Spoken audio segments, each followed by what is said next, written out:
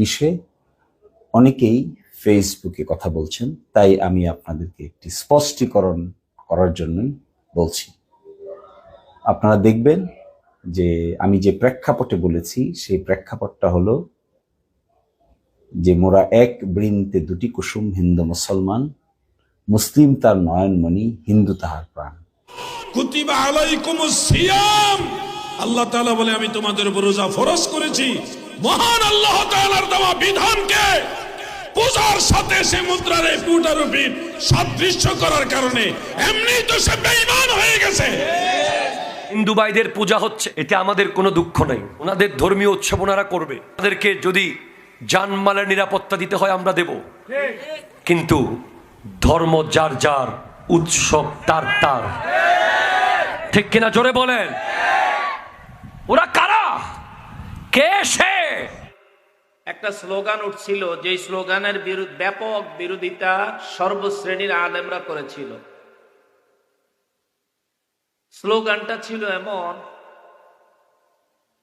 ধর্ম যার যার, উৎসব সবার। কিন্তু এখন বিরাট এক স্বাধীনতা আইছে,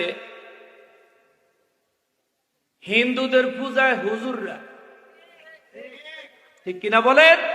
আপনারা বুঝতে পারছেন, রোজার পূজা কখনো এক হয় না। রোজা এক হইলে তো ইমানই চলে যাবে। রোজার পূজা এক হয়। আমাদের চট্টগ্রামের একজন বিখ্যাত, উনি প্রধান, উনি বলতেছেন মানুষ পূজা থেকে মূর্তি পূজা অনেক ভালো।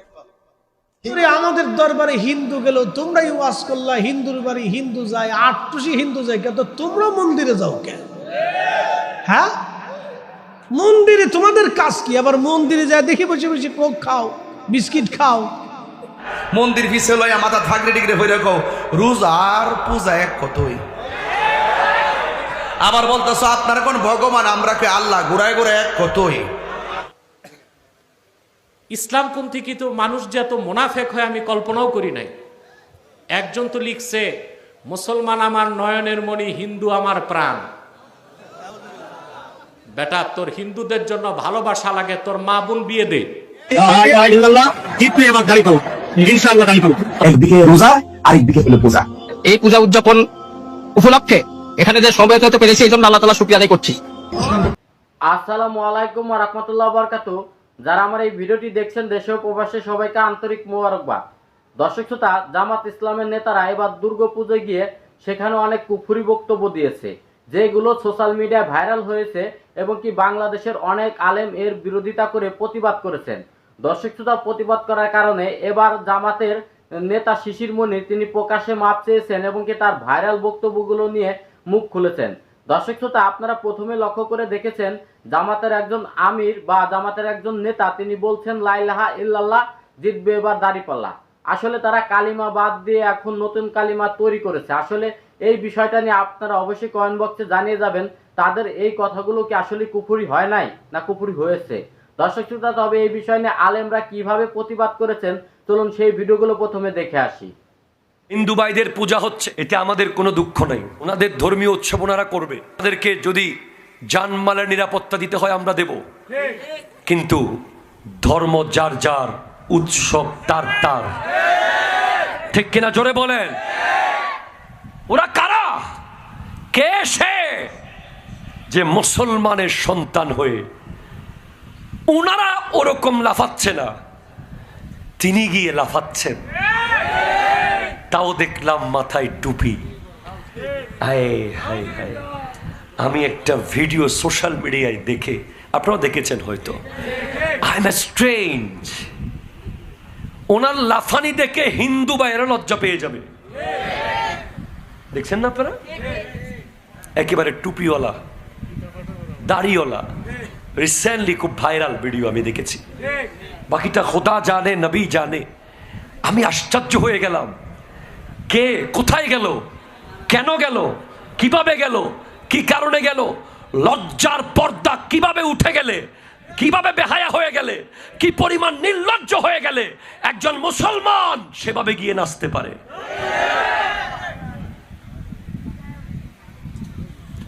আপনি আমাকে 10,000 কোটি টাকা দেন, আমার মুখ দিয়ে আপনি একটা গান রাস্তায় দাঁড়িয়ে দাঁড়িয়ে পাগল না হয়ে গেলে বের করতে পারবেন না। আপনি আমাকে 20,000 কোটি টাকা দেন, আমি ওই মাতার বাড়ির মুড়ে গিয়ে একটু কোমর ধুলাইয়া নাচতে পারবো না। আমাকে আপনি 50,000 কোটি টাকা দেন, আমি একটা টি শার্ট আর একটা জিন্স পরে 5 মিনিট হাঁটতে পারবো না, কারণ I am the representative of Islam. আমাকে দেখে মানুষ ইসলাম দেখে, ঠিক কিনা কথা বলে? আপনাকে এই অধিকার কে দিয়েছে? ইসলামকে ছোট করার, খাটো করার, অপমান করার, অপদস্থ করার। আপনি যখন সেলুনে গিয়ে চুলগুলোকে এভাবে এভাবে করে কাটেন, তখন নির্লজ্জের মতো কাটেন, তখন সেলুনের ওই যিনি কাটে উনি তো অন্য ধর্মের থাকে, উনি নিজেও মনে করে যে এ কেমন মুসলমান, নিজের নবীর সুন্নাতের চুল না রেখে ইহুদিদের মতো চুল রাখতেছে। বিবেককে প্রশ্ন করেছে। খাজা মঈনুদ্দিন চিশতি রহমতুল্লাহ আলাইহি একজন 90 লাখ মুসলমান বানিয়েছে, আর আমরা 17 কোটি মিলে 1 কোটিকে মুসলমান বানাইতে পারি নাই। কেমনে পারবো? পূজা উৎসবের মধ্য দিয়ে কাটতেছে, তাই না? যারা পূজা করে, যাদের ধর্ম, তারা আনন্দ উৎসব করুক, এতে আমাদের কোনো আপত্তি নাই।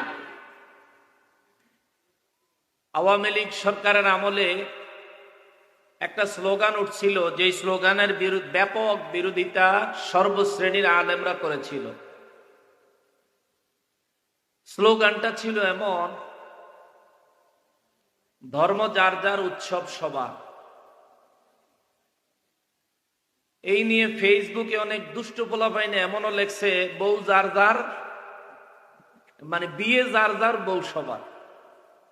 আরো অনেক রকমের কথা লেখছে। আমরা তো মাশাআল্লাহ কাজের কথা দুই একটা কইতে না পারলো, কাজের কথা সারাদিনই কইতে পারি, এরকম কথাবার্তাও আসছে। অর্থাৎ তখনকার সময় সর্বশ্রেণী এটার চরম বিরোধিতা করছে। যেই বিরোধিতার ভয়ে তখনকার সময়ে সরকার দলীয় লোকজন পূজার অনুষ্ঠানে বিভিন্ন শুভেচ্ছা জানাইতে একটু লুকাইয়া টুকাইয়া জানাইতো, ঠিক না? কিন্তু এখন বিরাট এক স্বাধীনতা আইছে। হিন্দুদের পূজায় হুজুররা, ঠিক কিনা বলেন?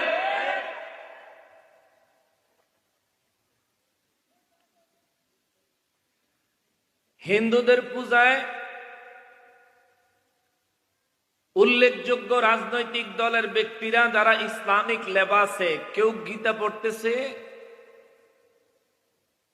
কেউ মন্দিরে ওদের এই পূজার একটা নাচন আছে, কি জানি নাম, এই নাচনের লগে নাচতাছে। আর পূজার পরে পূজার প্রসাদ তো ফ্রি, তাই না? পূজার প্রসাদ আপনারা খান, মিলাদের তবরুক আপনাকে মজা লাগে না, যেটা মজা লাগে সেইটাই খান, আমরা কোনো অসুবিধা। কিন্তু নিজের মুসলমান পরিচয় দিয়া মুসলমান সমাজে ফিতনা লাগাইয়েন না। টুপি আর পাঞ্জাবি হইলে মুসলমান হয় না।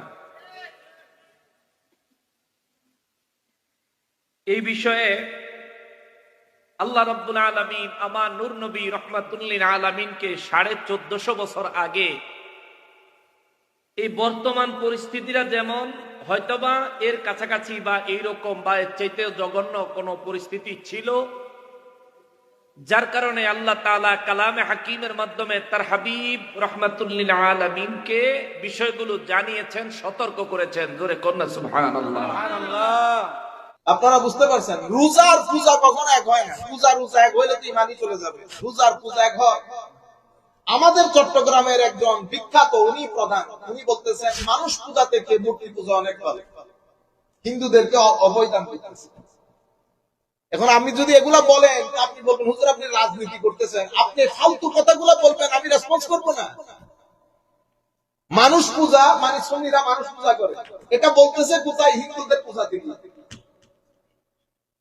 হিন্দুরা পূজা আজকে নতুন করতেছে, পাগল হয়ে যাবে, 4টা ভোটের জন্য পাগল হয়ে যাবে। শেষ পর্যন্ত ওই যে ব্যক্তি রোজা পূজার কথা বলতেছে, উনি বলতেছেন বিষ্ণু বলেন, অমুক বলেন, সমুক বলেন, মোহাম্মদ রাসূলুল্লাহ, মুসা সব এক। তাদের মধ্য থেকে একজনে বলতেছে যে ভেদ মহাভারত এটা ওহী হইতেও পারে, এটা যে ওহী না সেটা আমি ফুল বলতে পারবো না। আরে বেটা, সব কথা সব জায়গায় বলা যায়, কি কি মেসেজ দিতেছো সেগুলো? পাগল হয়ে যাবি। আমার নবী হাদিসে পাকের মধ্যে ارشاد করেছে উম্মতে আখিরি জামানায়, এটা ইমাম ইবনে মাজাহ কিয়ামতের বর্ণনার মধ্যে এনেছে যে আখিরি জামানার মধ্যে আমার কিছু উম্মতের কিছু লোক ওই মুশরিকদের সাথে গিয়ে মিশবে, জয়েন করবে। কেন এমন? আমরা নিজেদেরকে, আপনারা আমাদের দেশে হিন্দুরাকে আজকে নতুন পূজা করতেছে, নতুন শিখাইতেছেন আমাদেরকে। হিন্দুদের পূজা হিন্দুরা করবে, হিন্দুরা আসবে আপনার মসজিদে বলার জন্য, আপনি তাদের পূজার মধ্যে গিয়ে একবারে, তো আপনার যদি এত ভালো লাগে তো আপনি শুরু করে দেন বিসমিল্লাহ করে পূজা। আমরা আল্লাহর দরবারে দোয়া করি যারা পূজা করে আপনাদের হাসর নাসর তাদের সাথে হোক। এত বছর ধরে আমাদের দরবারে হিন্দু গেল, তোমরাই ওয়াজ করলা হিন্দুর বাড়ি হিন্দু যায়, আটটুসি হিন্দু যায়, কিন্তু তোমরা মন্দিরে যাও কেন? হ্যাঁ, মন্দিরে তোমাদের কাজ কি? আবার মন্দিরে যায় দেখি বসে বসে কোক খাও, বিস্কিট খাও। ও, ভোটের বেলায় তোমাদের কাছে সব হালাল হয়। দুনিয়াবি লোভের মসনদের জন্য তোমরা যা ইচ্ছা তাই ফতোয়া ঘুরাইবা। আরে শোনেন, এদেশে ইসলাম এনেছেন আউলিয়া کرام। খাজা বাবা আজমেরি রহিমাহুল্লাহ সেই দিন যদি আজমির থেকে পানিপথে ধুলা নিক্ষেপ না করতে পারতেন তাহলে আজকের ইসলাম হয়তো আপনার নসিব হতো না। শাহজালাল ইয়ামানি মুজাররিদি যদি সেই দিন সুরমা নদীতে যাই নামাজ বিছাইতে না পারতেন তাহলে আজকের বাংলাদেশে হয়তো ইসলাম আপনি খুঁজে পেতেন না। মুজাদ্দিদ আল হুসাইনি সিরহিন্দি ফারুকি রহিমাহুল্লাহ যদি সেই দিন সিংহের খাঁচার ভিতরে সম্রাট জাহাঙ্গীরের পাতানো সেই ফাঁদে সিংহের সামনে যদি নামাজ পড়তে না পারতেন তাহলে আজকের এই কালেমা আল্লাহর জমিনে উঠতো না। কথা বলেন ঠিক না বেঠিক?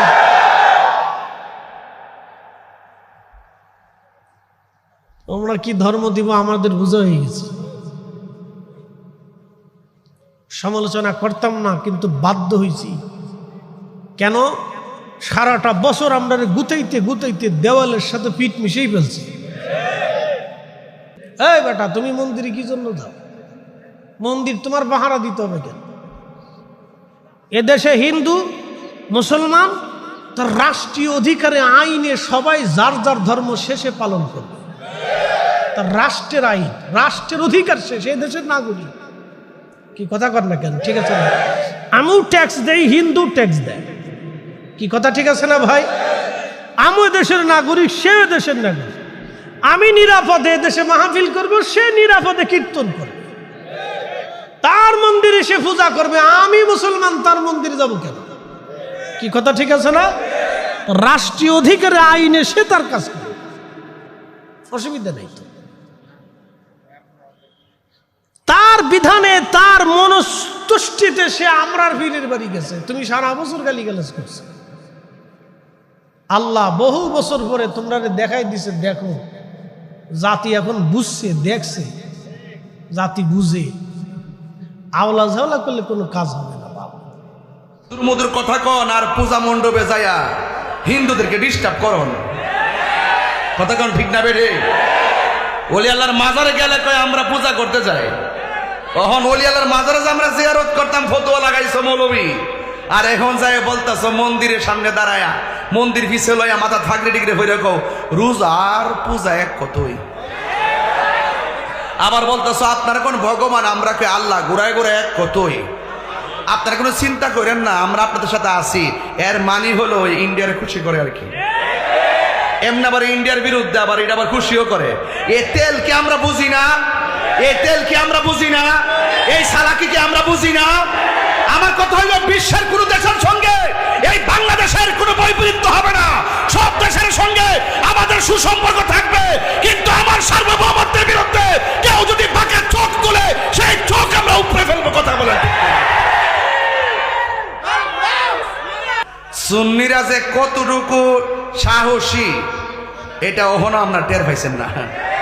শুধু একটা দরবারের মানুষ যদি কুমিল্লা নামে পালাইবার সুযোগ কেউ পাবে না ইনশাআল্লাহ। হাত তুলে বলুন ঠিক কিনা বলুন। দুনিয়ার ক্ষমতার লোভে গদি পাওয়ার আশায় গিয়ে বলতেছে রোজা এবং পূজা দুটা মুদ্রার এ পিঠ আর ওই পিঠ। আরো জবান খুলে বলেন নাউজুবিল্লাহ। রোজা একটা ফরজ ইবাদত, আল্লাহর দেওয়া বিধান। কুতিবা আলাইকুমুস সিয়াম, আল্লাহ তাআলা বলে আমি তোমাদের উপর রোজা ফরজ করেছি। মহান আল্লাহ তাআলার দেওয়া বিধানকে পূজার সাথে সে মুদ্রার এই পিঠ আর পিঠ সাদৃশ্য করার কারণে এমনি তো সে বেঈমান হয়ে গেছে, তার নাম আর মুসলমানের খাতায় রাখার কোন সুযোগ। তার জন্য তওবা লাজেম, তওবা লাজেম। কোথায় রোজা আর কোথায় পূজা? শিরকি একটা কাজের সাথে নিয়ে আল্লাহর বিধান রোজার সাথে ম্যাচিং করছে শুধুমাত্র হিন্দু ভাইদের ভোট পাওয়ার জন্য। মাজারে গিয়ে আমরা দোয়া করি, আল্লাহ আমরা গুনাহগার, আপনার দরবারে দোয়া করার মতো যোগ্যতা আমল আখলাক আমাদের নাই গো আল্লাহ। এই জন্য আপনার ওলির দরবারে আসছি, আপনার ওলির উসিলায় আমার মনের আশা পূর্ণ করেন। এই জন্য আমরা মাজারে যাই। দেওয়ার মালিক আল্লাহ, আল্লাহর ওলি হলো ওসিলা। সেই আল্লাহর ওলির মাজারে গেছি, এতে শিরক বেদাত মাজার পূজারি ভণ্ড কত ট্যাগ লাগাইলেন। আমরা আল্লাহর কাছে কোনো কিছু পাওয়ার জন্য মাজারে গিয়ে চাইলে আমাদেরকে কত গালি দেন, কিন্তু আপনারা তো আল্লাহর কাছেও চাচ্ছেন না, মানুষের কাছে ক্ষমতা গদি পাওয়ার আশায়, দুইটা ভোটের আশায় মানুষের কাছে গিয়ে রোজা আর পূজা এক বানাই দিতেছেন। হিন্দুদের পূজায় গিয়ে মুসলমান টুপি দাড়ি লাগায় বসে আছেন দুইটা ভোটের জন্য। এরা তো দুনিয়া পূজারি, ওলামায়ে সু, এরা দুনিয়া লোভী, ঠিক কিনা বলে? সেখানে আমার পরিচয় কি? মুসলিম। হাসনে আমার পরিচয় মুসলিম। শুধু রাজনৈতিক ধান্দার স্বার্থে যারা বিজাতিদেরকে সন্তুষ্টি করতে মুসলিম পরিচয় ভুলে যেতে চায়, তারা জাতীয় মুনাফিক ও গাদ্দার ছাড়া কিছু হতে পারে না। আজকে আমরা রাজনীতি আমাদের কত অন্ধ করে দিছে, আমরা আল্লাহর নামকে বাদ দিয়ে দিচ্ছি। ঠিকটা তো হইল না ঠিক মতো। আজকে আমরা ভুলে যাচ্ছি আমরা মুসলমান। ইসলামপন্থী কিন্তু মানুষ যে এত মুনাফেক হয় আমি কল্পনাও করি নাই। একজন তো লিখছে, মুসলমান আমার নয়নের মণি, হিন্দু আমার প্রাণ। বেটা, তোর হিন্দুদের জন্য ভালোবাসা লাগে, তোর মা বোন বিয়ে দে। তাই বলে গোটা বাঙালি মুসলিম জাতি সত্তাকে নিয়ে এই রকম কথা বলার অধিকার তোমাকে কে দিয়েছে? এই ধৃষ্টতাপূর্ণ বক্তব্য তোমাকে প্রত্যাহার করতে হবে, নতুবা বাংলাদেশের মুসলমান তোমাকে বয়কট করবে। আমাদের সবচেয়ে বড় পরিচয় আমরা মুসলমান। এই পরিচয় কে শিখাইছে? আল্লাহ বলে দিচ্ছেন, আহলে কিতাব যদি এই কথা না মানে, ফাকুলু শাহাদু বিআন্না মুসলিমুন, উম্মতে মুহাম্মাদি তোমরা বলে দাও, তোমরা সাক্ষ্য থাকো আমরা মুসলমান। এই পরিচয় ভোলা যাবে? দর্শক শ্রোতা, আপনারা দেখতে পেয়েছেন যে আহলে সুন্নাত ওয়াল জামাতের উলামায়ে কেরাম তারা স্পষ্টভাবে জবাব দিয়েছেন, যারা পূজা মণ্ডপে গিয়ে প্রসাদ খেয়েছেন, যারা পূজা মণ্ডপে গিয়ে ডান্স করেছেন, যারা পূজা মণ্ডপে গিয়ে রোজা পূজা একই, আল্লাহ ভগবান একই, কৃষ্ণ বিষ্ণু সব একই বানিয়ে মুদ্রার এপিট ওপিট বানিয়েছেন, আসলে তাদের স্পষ্টভাবে জবাব দিয়েছেন, আপনি যদি ইমানদার হন তাহলে যেখানে শিরকি কাজকর্ম হয় আপনি কখনোই কিন্তু সেখানে যাবেন না। দর্শক শ্রোতা, এই বিষয়গুলোই তুলে ধরেছেন আহলে সুন্নাত ওয়াল জামাতের উলামায়ে কেরাম, স্পষ্টভাবে জবাবগুলো দিয়েছে। তবে এই বিষয় নিয়ে জামাতের নেতা শিশির মনির কি বলেছেন, চলুন সেই ভিডিওটি দেখে আসি। এই বিষয়ে অনেকেই ফেসবুকে কথা বলছেন, তাই আমি আপনাদেরকে একটি স্পষ্টীকরণ করার জন্যই বলছি। আপনারা দেখবেন যে আমি যে প্রেক্ষাপটে বলেছি সেই প্রেক্ষাপটটা হলো যে মোরা এক বৃন্তে দুটি কুসুম, হিন্দু মুসলমান, মুসলিম তার নয়নমণি, হিন্দু তাহার প্রাণ। এটি বিদ্রোহী কবি কাজী নজরুল ইসলামের একটি কবিতার উদ্ধৃতি। এবং বাংলাদেশে হিন্দু মুসলমান মিলেই বাংলাদেশ, এটাই মূলত বাংলাদেশ হলো বৃন্ত, তার কুসুম হিন্দু তার কুসুম মুসলমান, এটিই বোঝানো হয়েছে এখানে। তার সাথে সাথে একই মুদ্রার এপিঠ এবং অপিঠ, অর্থাৎ বাংলাদেশ যদি একটা মুদ্রা হয় তাহলে এই মুদ্রায় মুসলমানরা বসবাস করেন, তারা রোজা পালন করেন, হিন্দুরা বসবাস করেন, তারা পূজা পালন করেন। এটি একটির সাথে আরেকটি মেলানোর বিষয় না, এটি যে যার ধর্ম সেটি পালন করবে। এর বাইরে এর বাড়তি কোনো ব্যাখ্যাও নাই, এর বাড়তি কোনো তর্জমাও নাই। ফলে আমি মনে করব যে আপনারা যদি কেউ ভুল বুঝে থাকেন তাহলে বক্তব্যটি যদি শুরু থেকে শেষ পর্যন্ত আবার দয়া করে দেখেন তাহলে আমরা কৃতজ্ঞ থাকব। আর শুধু একটি কথা বলবো যে সাম্প্রদায়িক সম্প্রীতির এই ভাটি বাংলায় কারো ধর্মে কেউ হস্তক্ষেপ করে না, যে যার ধর্ম স্বাধীনভাবে পালন করে। আমরা রোজা পালন করি, এটি আমাদের ধর্মীয় বিধান, এটি আমাদের 5টি স্তম্ভের একটি স্তম্ভ। আর তারা পূজা পালন করে, এটি তাদের শারদীয় দুর্গোৎসব এবং এটি তারা অত্যন্ত বড় করে পালন করে। এখানে কনফিউজ করার কিছু নেই, এখানে একটির সাথে আরেকটির মিলানোরও কিছু নাই। উপমা ব্যবহার করার জন্যই এক বৃন্তে দুটি কুসুমের কথা বলা হয়েছে, একই মুদ্রার এপিঠ অপিঠের কথা বলা হয়েছে। আর এই মুদ্রার নাম হলো বাংলাদেশ। এখানে সকল ধর্মের মানুষই বসবাস করে, বসবাস করছে, বসবাস করবে মিলেমিশে। আর ভাটি বাংলা তার জ্বলজ্জন্ত উদাহরণ। আশা করি এই বিষয়টি এখানে সকলেই ইতি টানবেন। ধন্যবাদ সবাইকে।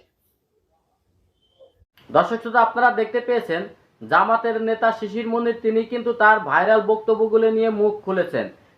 তিনি কোন প্রেক্ষাপটে এই কথাগুলো বলেছেন, আসলে যে প্রেক্ষাপটেই বলুক, রোজা পূজা কখনো এক হয় না। রোজার জায়গা রোজা, পূজার জায়গায় পূজা, আল্লাহর জায়গা আল্লাহ, ভগবানের জায়গা ভগবান, এটা কখনো এক করা যাবে না। এই বিষয়টা কিন্তু স্পষ্টভাবে প্রত্যেক আলেমই বলে দিয়েছে।